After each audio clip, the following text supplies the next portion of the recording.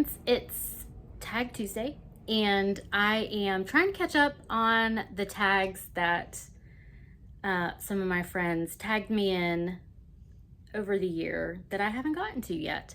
This is the Booktube Pet Tag. I was tagged by Melinda at A Web of Stories. I have my computer right here, which is why I'm looking over here, the questions. And let's just start because, as you know, I can talk about my pets forever.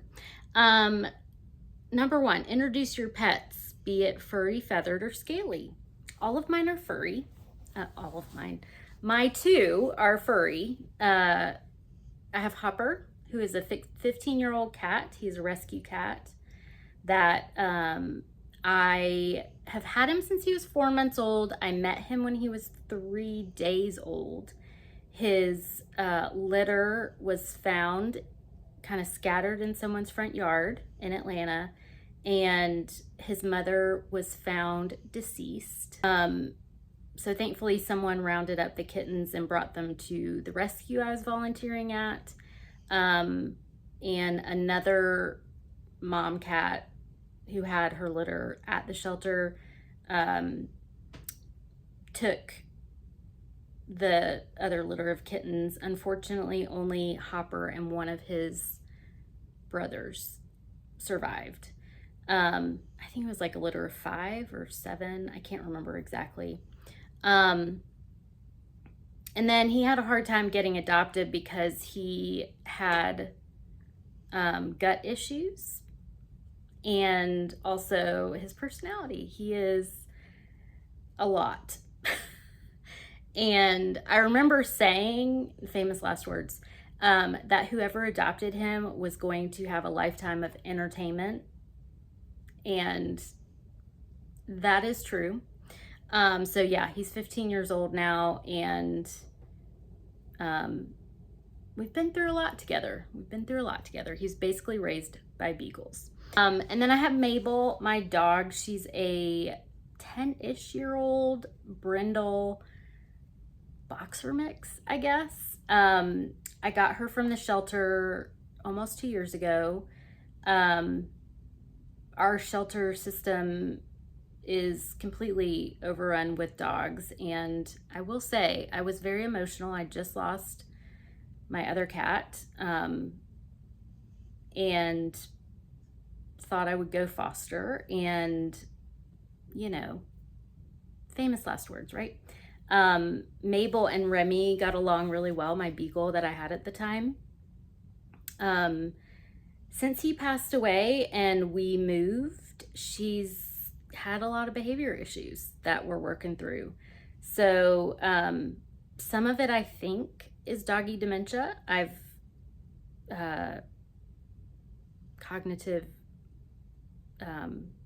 canine cognitive syndrome, or whatever they call it, that I'm working through with her vet. I used to run a rescue, and I had a 18-year-old beagle that had similar issues. We're basically just treating her for that, and she did have heartworm disease when I got her, and she was treated for that, and she's heartworm negative now. And yeah, that's my furry crew. As I said, I used to run a rescue and have my personal pets.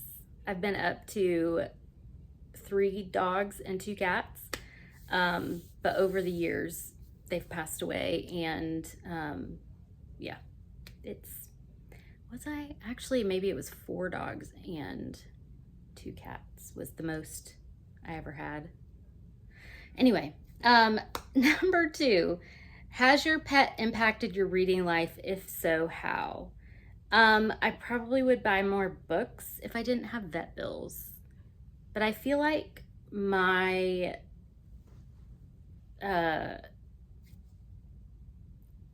major expenditures are books, vet bills, coffee. It's kind of where I go with my spending. I will also say that I had one foster dog that ate books and one personal dog that ate books. One of them was book specific. She just would, like, if I left a book on my nightstand, she would get it and eat it. She would pull them off bookshelves. So I would have bookshelves in my house that they had books on maybe like the top bookshelves. And while I had her in my house, which wasn't for a long time, but when I had her in my house, the bottoms would be, of the bookshelves would be empty. My other dog that did that, my personal dog, my first beagle, Charlie, he would eat anything, and that was just separation anxiety. So I did replace a number of library books because that seemed to be the thing that they would go for. But my current pets, honestly, I don't really know. They haven't really impacted my reading life. Name some favorite books with your type of pet in them. So, gosh, so The Art of Racing in the Rain by Garth Stein, I'm remembering, is a really hard book to read if you ever lost an animal. But it's told from the perspective of a dog, and I love that book.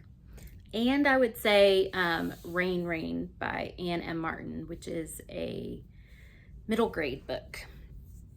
For the cat, I had to look them up because I don't own, I only own one of the books that I'm mentioning, which is funny. It's called She and Her Cat by Koto Shinkai and Naruki Nawakawa. It's translated by Jenny Tapley Takamori. I just really enjoyed the stories about the cat, the people and their cat. And the other one I really liked is called A Street Cat Named Bob by James Bowen. James was an unhoused man, I can't remember, in New York or something, I can't remember, but he found Bob on the street, and Bob just started traveling with him. So those are kind of my favorite animal books. Would your pet be a hero or a villain in a book?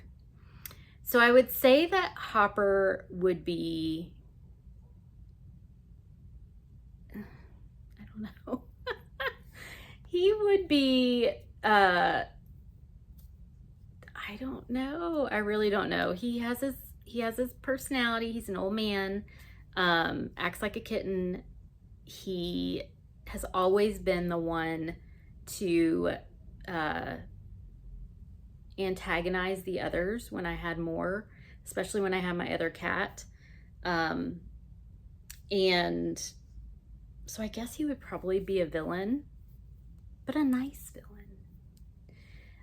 Mabel, I feel like she would be,